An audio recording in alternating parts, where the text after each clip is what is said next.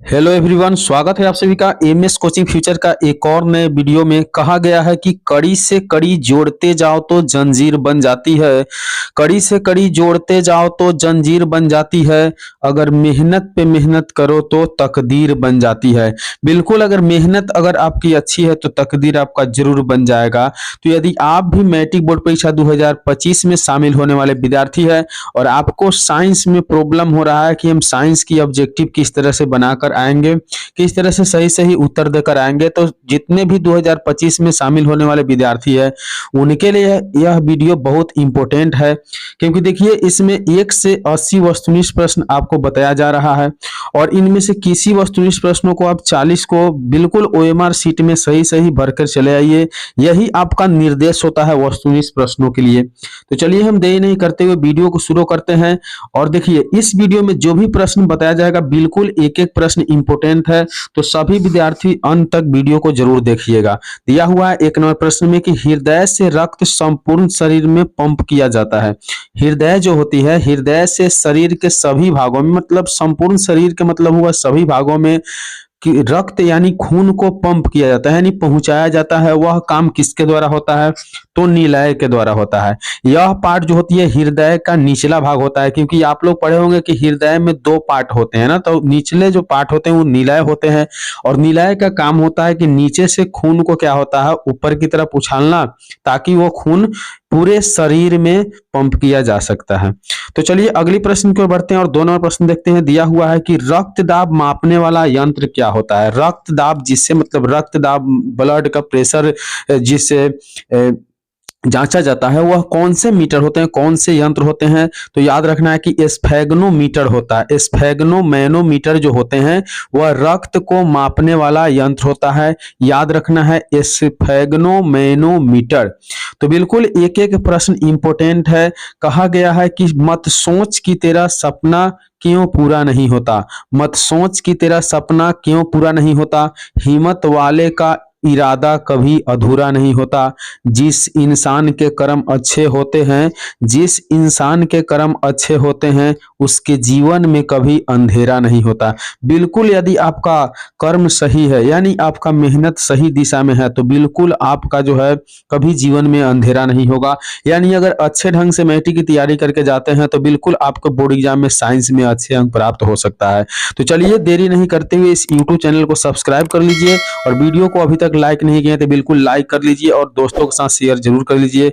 चलिए 3 नंबर प्रश्नों को देखते हैं। दिया हुआ है 3 नंबर प्रश्न की रक्त का कौन सा अवयव घायल स्थान से रक्त स्राव के मार्ग को रक्त का थक्का बनाकर अवरोध करता है? रक्त का कौन सा अवयव जो होता है, जो घायल मतलब कहा जाए कि घायल स्थान से, यानी जहां पे घाव हुआ है उस स्थान से रक्त का स्राव यानी बहाव के मार्ग को क्या करता है? थक्का बनाता है, यानी रोकता है। यह कौन अवरोध करता है? तो याद रखना है कि प्लेटलेंट्स जो होते हैं वह रक्त को क्या करते हैं? अवयव के स्थान से रक्त के मार्ग को थक्का बनाकर क्या करते हैं? अवरोध करते हैं, यानी रोकते हैं। इसका काम होता है प्लेटलेंट्स का। अगली प्रश्न की ओर बढ़ते हैं और 4 नंबर प्रश्न देखते हैं। दिया हुआ है 4 नंबर प्रश्न की मॉन्ड परीक्षण के लिए हमारी पत्ती पर आयोडीन डालने से पहले पत्ती को एल्कोहल में उबाला जाता है, तो वह कौन से एल्कोहल होते हैं? यानी क्लोरोफिल को घोलने के लिए, देखिए क्लोरोफिल को घोलने के लिए जो होता है मॉन्ड परीक्षण के लिए हरी पत्ती पर आयोडीन डालने से पहले पत्ती को एल्कोहल में क्या किया जाता है? तो उबाला जाता है, क्लोरोफिल घोलने के लिए। याद रखना है। अगली प्रश्न की ओर बढ़ते हैं। 5 नंबर प्रश्न देखते हैं। दिया हुआ है इस स्लाइड को सर्वप्रथम कंपाउंड माइक्रोस्कोप से देखा जाता है। स्लाइड को सर्वप्रथम कंपाउंड माइक्रोस्कोप से देखा जाता है, तो इसका कितना गुना होना चाहिए? तो 10 गुना पर, 10x पर यानी 10 गुना पर करके देखा जाना चाहिए। अगली प्रश्न की ओर बढ़ते हैं। 6 नंबर प्रश्न देखते हैं। बिल्कुल इंपोर्टेंट प्रश्न है। तो अभी तक आप चैनल को सब्सक्राइब नहीं किए तो बिल्कुल सब्सक्राइब कर लीजिए। वीडियो को लाइक जरूर कर दीजिए, क्योंकि आप लोगों के लिए बहुत मेहनत होती है वीडियो बनाने के लिए। तो चलिए अगले प्रश्न की ओर देखते हैं। 6 नंबर प्रश्न दिया हुआ है कि तिलचटा का श्वसन अंग होता है। तो याद रखना है कि तिलचटा का श्वसन अंग ट्रैकिया होता है। ट्रैकिया द्वारा तिलचटा अपनी श्वसन क्रिया को पूरी करती है। याद रखना है। अगली प्रश्न दिया हुआ है कि मछलियां किस अंग के द्वारा श्वसन करती है। याद रखना है कि मछलियां का जो श्वसन अंग होती है वो गिल्स होती है। बिल्कुल इंपोर्टेंट प्रश्न है इस वीडियो में। तो अगर आप 10 से 12 मिनट के वीडियो देखते हैं तो निश्चित रूप से यह जो है पेपर आपके बोर्ड एग्जाम में पूछे जाएंगे इससे प्रश्न, और आप अच्छे से अच्छे अंक प्राप्त कर सकते हैं। तो मछलियां किस अंग द्वारा श्वसन करती है, याद रखना है कि गिल्स के द्वारा श्वसन करती है। अगली प्रश्न 8 नंबर प्रश्न दिया हुआ है कि पौधे के पत्तियों के रंध्रों द्वारा वाष्प के रूप में निष्कासन की क्रिया को हम क्या कहते हैं। ये देखिए, ये एक प्रकार से प्रश्न होता है वाष्पोत्सर्जन का, यानी वाष्पोत्सर्जन का ही परिभाषा होता है कि अगर आपसे एग्जाम में पूछा जाए कि वाष्पोत्सर्जन क्या है, तो आप वहां ये भी लिख सकते हैं कि पौधे के पत्तियों को रंध्रों द्वारा वाष्प के रूप में निष्कासन की क्रिया को हम वाष्पोत्सर्जन कहते हैं। बिल्कुल इंपोर्टेंट प्रश्न है। तो 8 नंबर प्रश्न का सही उत्तर वाष्पोत्सर्जन है। अगले प्रश्न की ओर बढ़ते हैं, देखते हैं 9 नंबर प्रश्न दिया हुआ है कि पौधे हरे क्यों होते हैं। पौधे हरे क्यों होते हैं, याद रखना है कि पौधे हरे होते हैं क्लोरोफिल के कारण, यानी क्लोरोफिल वर्णक के कारण जो होते हैं पौधे आपका बिल्कुल हरा भरा दिखते हैं।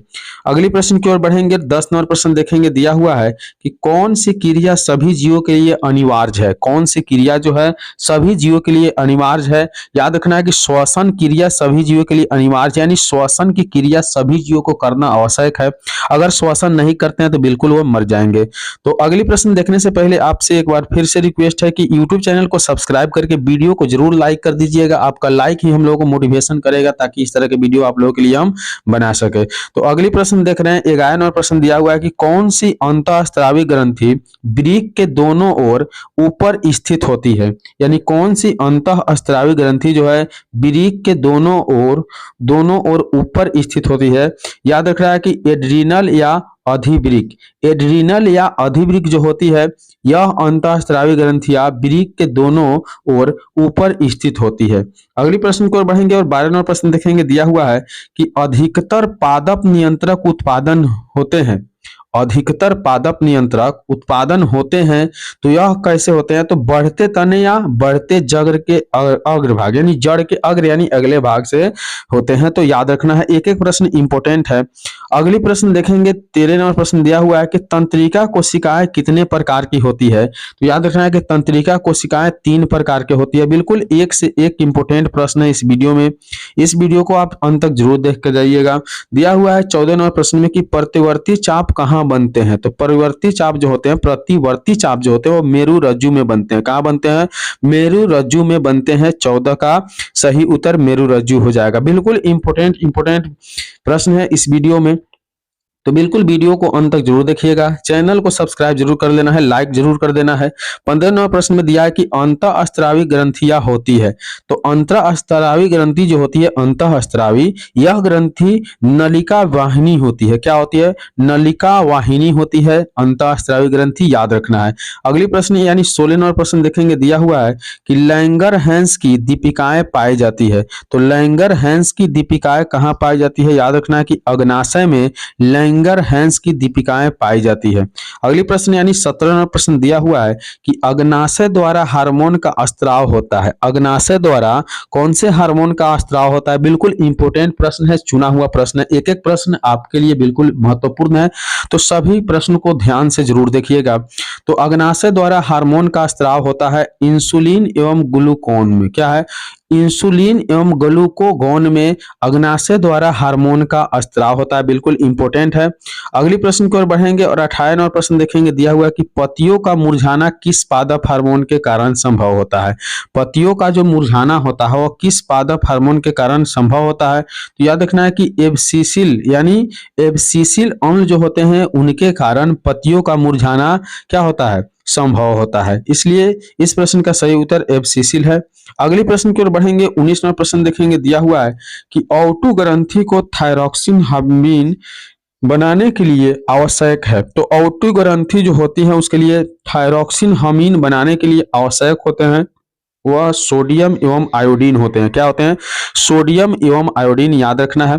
अगली प्रश्न 20 नंबर प्रश्न दिया हुआ है कि हमारे शरीर में नियंत्रण एवं समन्वय का कार्य तंत्रिका तंत्र तथा किसका होता है? तो हार्मोन का। यानी हमारे शरीर में नियंत्रण एवं समन्वय का जो कार्य होता है वो किससे होते हैं? तो तंत्रिका तंत्र से होते हैं और हार्मोन से होते हैं, याद रखना है। अगली प्रश्न की ओर बढ़ेंगे। 21 नंबर प्रश्न देखेंगे, दिया हुआ है कि वह प्रक्रम जिसके द्वारा जीव अपने जैसी संतान को उत्पत्ति करते हैं वह क्या कहलाता है? वह प्रक्रम जिसके द्वारा जीव अपने जैसी संतान की उत्पत्ति करते हैं उसे हम निषेचन कह सकते हैं और एक प्रकार से जनन भी कह सकते हैं, याद रखना है। तो अगली प्रश्न की ओर बढ़ेंगे और 22 नंबर प्रश्न देखेंगे। दिया हुआ है कि जनेच कितने प्रकार से होता है? जनेच कितने प्रकार से होता है? याद रखना है कि 2 प्रकार से जनेच होता है। अगली प्रश्न की ओर बढ़ेंगे और 23 नंबर प्रश्न देखेंगे। दिया हुआ है कि स्त्री केसर के आधारित भाग को कहते हैं। तो स्त्री केसर के आधारित भाग को हम अंडाशय कहते हैं, इसलिए बिल्कुल सही उत्तर अंडाशय हो जाएगा।